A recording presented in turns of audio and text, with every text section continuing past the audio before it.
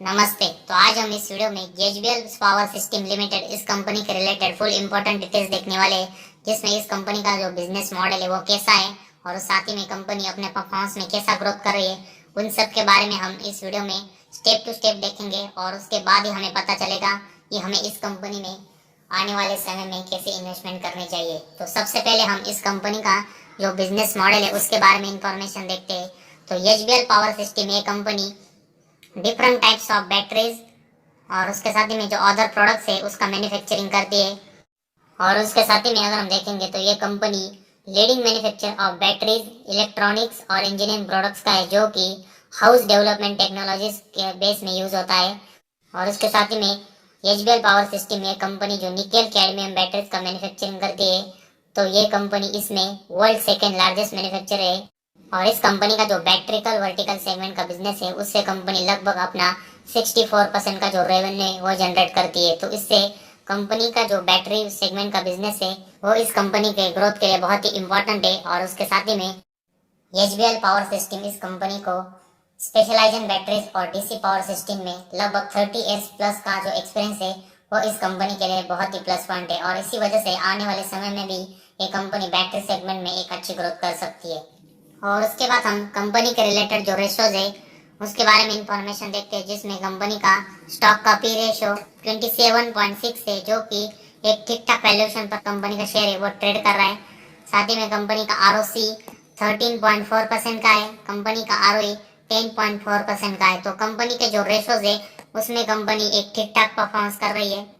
और उसके बाद हम कंपनी के प्रॉफिट एंड लॉस स्टेटमेंट के बारे में इंफॉर्मेशन देखते हैं, जिसमें सबसे पहले हम कंपनी का सेल्स देखेंगे। तो मार्च 18 में कंपनी का सेल्स 1600 करोड़ का था, जो इसके बाद अगले 3 सालों में कम होकर मार्च 19 में 1266 करोड़, 20 में 1092 करोड़ और मार्च 21 में 912 करोड़ का हुआ। तो 3 सालों में इसके बाद हमें गिरावट देखने को मिली, लेकिन फिर से मार्च 22 में ये बढ़कर 1236 करोड़ और ट्रेलिंग 12 मंथ्स में फिर से ये बढ़कर 1356 करोड़ का हुआ है। तो इस कंपनी का जो सेल्स है वो मार्च 18 में 1600 करोड़ का था, जो कि इसके अगले 3 सालों में ये ड्रॉप हुआ और फिर से पिछले 2 सालों में मार्च 22 और ट्रेलिंग 12 मंथ्स में कंपनी ने इस सेल्स को थोड़ा सा रिकवर किया है। तो इस कंपनी ने अपने सेल्स में जो ड्रॉप हुआ था उसको फिर से रिकवर किया है, ना कि इसमें बहुत ही अच्छी ग्रोथ है वो कंपनी ने पिछले 5 सालों में की है। तो एक एवरेज टाइप की जो ग्रोथ है वो कंपनी के सेल्स कर रहा है। तो कंपनी का जो सेल्स है वो 1000 करोड़ के ऊपर हो रहा है, वो एक अच्छी बात है। लेकिन इसके साथ ही में आने वाले समय में कंपनी का जो सेल्स है वो कंपनी को कंसिस्टेंट गेन करना पड़ेगा, तभी प्रॉफिट एंड लॉस स्टेटमेंट में सभी सेगमेंट में कंपनी कंसिस्टेंट अच्छा परफॉर्मेंस कर पाएगी। और इस सेल्स के कंपैरेटिवली अगर हम कंपनी का एक्सपेंस देखेंगे तो कंपनी का जो सेल्स है वो एक्सपेंस के कंपैरेटिवली कंसिस्टेंट ज्यादा है, जिसकी वजह से कंपनी ऑपरेटिंग प्रॉफिट में कंसिस्टेंट प्रॉफिटेबल देखने को मिली है। और कंपनी का ऑपरेटिंग प्रॉफिट मार्च 18 में 126 करोड़ का था, जो कि इसके बाद मार्च 19 में ड्रॉप होकर 97 करोड़, मार्च 20 में 81 करोड़ और मार्च 21 में 67 करोड़ का हुआ है। लेकिन इसके बाद मार्च 22 और ट्रेलिंग 12 मंथ्स में कंपनी ने ऑपरेटिंग प्रॉफिट फिर से बढ़ाकर बहुत ही अच्छी ग्रोथ है इसमें की है। तो कंपनी के जो परफॉर्मेंस मार्च 19, 20 और 21 में ड्रॉप हुए थे उसको कंपनी ने मार्च 22 और ट्रेलिंग 12 मंथ्स में फिर से रिकवर किया है। और इसमें कंपनी का जो ऑपरेटिंग प्रॉफिट है वो मार्च 18 में जितना था उससे भी ज्यादा हमें अर्न होते हुए देखने को मिला, जो कि कंपनी के आने वाले परफॉर्मेंस के लिए बहुत ही अच्छा साइन है। तो कंपनी को कंसिस्टेंट अपना ऑपरेटिंग प्रॉफिट है वो ऐसे ही मार्च 22 और ट्रेलिंग 12 मंथ्स में जैसे जनरेट हुआ है वैसे करना पड़ेगा। और उसके साथ ही में कंपनी का ऑपरेटिंग प्रॉफिट है वो मार्च 22 से पहले जो ड्रॉप हुआ था वो भी कंपनी का स्टॉप करना पड़ेगा, ताकि कंपनी की एक कंसिस्टेंट और अच्छी ग्रोथ हो।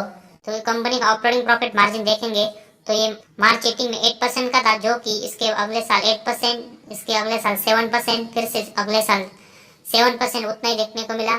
और मार्च 22 और ट्रेलिंग 12 मंथ्स में इसमें कंपनी ने बहुत ही अच्छी ग्रोथ की। तो 8% का जो ऑपरेटिंग प्रॉफिट मार्जिन मार्च 18 में था वो ट्रेलिंग 12 मंथ्स में कंपनी का 12% तक कंपनी ने बढ़ाया, जो और इसी वजह से ऑपरेटिंग प्रॉफिट मार्जिन में भी कंपनी ठीक ठाक परफॉर्मेंस कर रही है।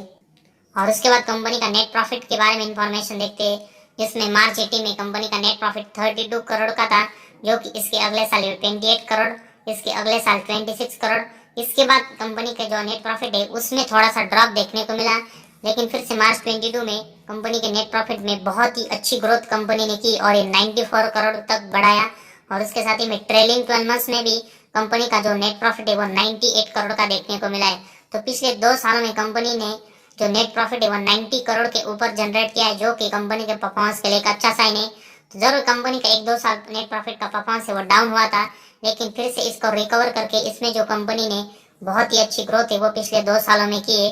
और उसके साथ ही में कंपनी का अर्निंग पर शेयर भी अगर हम देखेंगे मार्च 22 और ट्रेलिंग 12 मंथ्स में दोनों साल में कंपनी ने इसमें बहुत ही अच्छी ग्रोथ की है। और साथ ही में कंपनी का डिविडेंड पे आउट अगर हम देखेंगे तो कंसिस्टेंट, ये कंपनी जो नेट प्रॉफिटेबल है उसकी वजह से कंपनी एक प्लस में डिविडेंड पे आउट अपने शेयर होल्डर के लिए कर रही है, जो कि ये भी कंपनी के परफॉर्मेंस के लिए एक अच्छा साइन है। तो प्रॉफिट एंड लॉस स्टेटमेंट में ये कंपनी अभी तो जो अपनी सेल्स की ग्रोथ है उसको थोड़ा सा रिकवर कर रही है, और इसी वजह से कंपनी का जो सेल्स का ग्रोथ है वो कंपनी को आने वाले समय में बढ़ाना पड़ेगा, ताकि ऑपरेटिंग प्रॉफिट और ऑपरेटिंग प्रॉफिट मार्जिन में कंपनी आने वाले समय में एक अच्छा ग्रोथ कर पाए। लेकिन इस कंपनी ने सेल्स के कंपैरेटिवली अपने जो एक्सपेंस है उसको बहुत ही अच्छे से मेंटेन किया है, जिस रीजन की वजह से कंपनी का प्रॉफिट CAGR पिछले 5 सालों में 18% से बढ़ रहा है, जो कि एक बहुत ही अच्छा साइन है।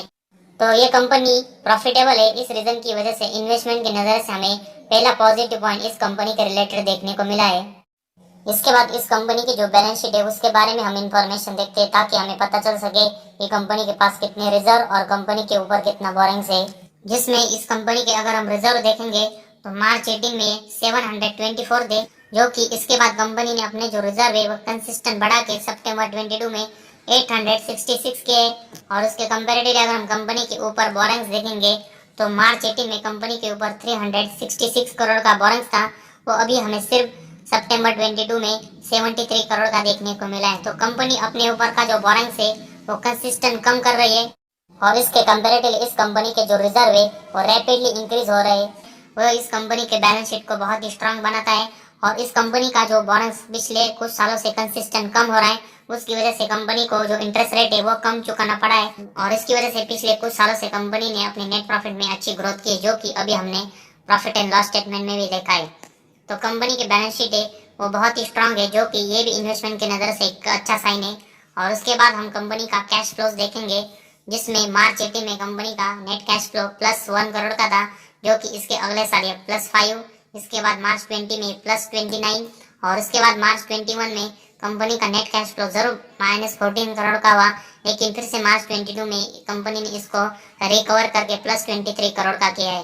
तो पिछले अगर हम 5 साल में देखेंगे तो कंपनी का नेट कैश फ्लो है वो एक ही साल में लॉस में गया है, उसको छोड़कर देखेंगे तो कंपनी ने नेट कैश फ्लो की जो ग्रोथ है वो कंसिस्टेंट अच्छी रखी है और प्रॉफिट में जनरेट किया है, जो कि कंपनी के परफॉर्मेंस के लिए भी बहुत ही अच्छा साइन है।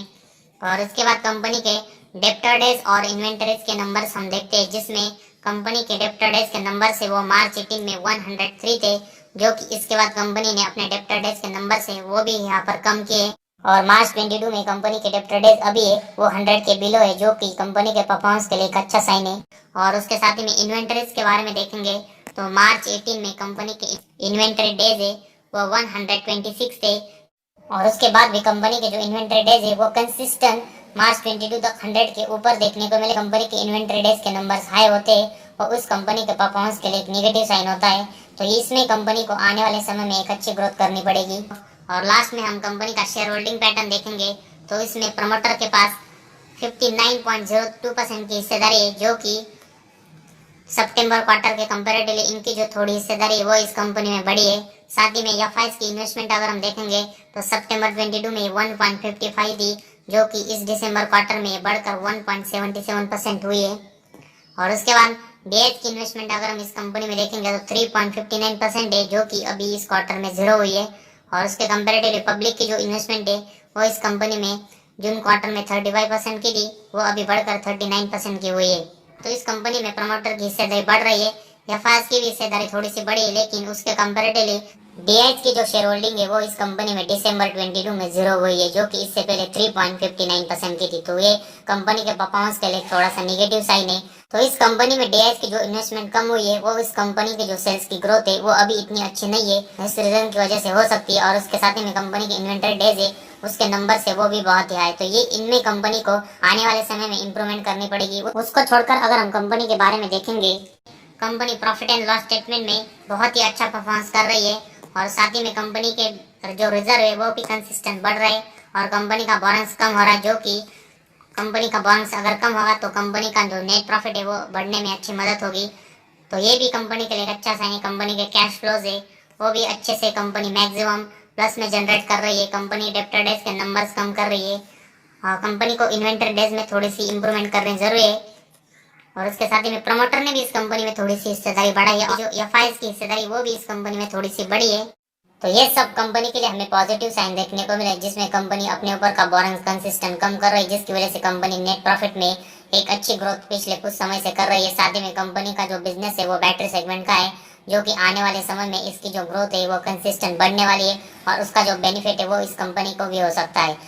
और इन सब रीजन की वजह से हम इस कंपनी के जो स्टॉक्स है उसको हर एक करेक्शन में अगर थोड़ा थोड़ा बाय करते रहेंगे तो आने वाले समय में ये कंपनी हमें एक अच्छा और मल्टीबैगर रिटर्न दे सकती है। तो ये वीडियो कोई रिकमेंडेशन वीडियो नहीं, लेकिन कंपनी के रिलेटेड अभी हमने जो इन्फॉर्मेशन देखी है उससे ये देखने को मिला कि ये कंपनी प्रॉफिटेबल है और आने वाले समय में एक अच्छी ग्रोथ कर सकती है। और इसी वजह से एक छोटी छोटी इन्वेस्टमेंट हम इस कंपनी में हर करेक्शन में यहाँ पर कर सकते हैं।